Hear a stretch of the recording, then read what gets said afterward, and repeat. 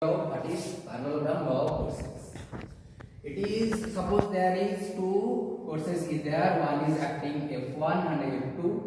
If two forces are acting simultaneously at a point by the two sides of a parallelogram, then their resultant should be the diagonal of the parallelogram with the direction and magnitude. It represents your resultant force.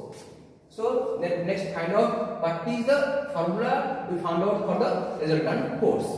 Okay, for let's say triangle ACE, triangle ACE.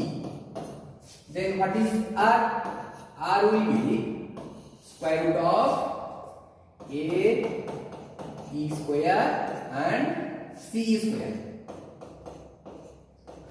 Okay, what is your A? A is AB plus B.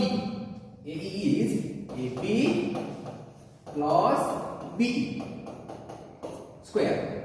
Then plus C square. Good. What is AB? AB is your force. F1 force, first force, and AD simultaneously BC. Then it can be write as F2. Okay. So we can write AB as F1 plus B. What is B? Here force is F2.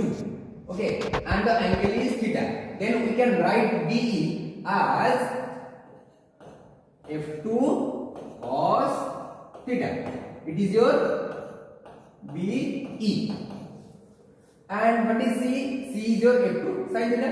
F2 sin theta. This is your C.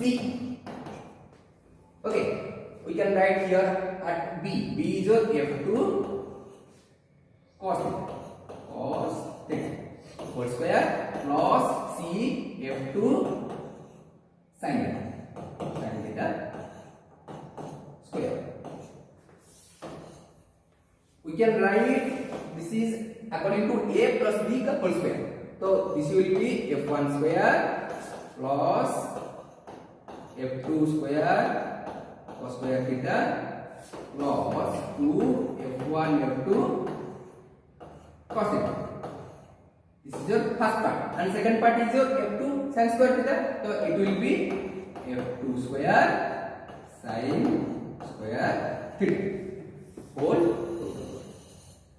From this part and this part we take common F2.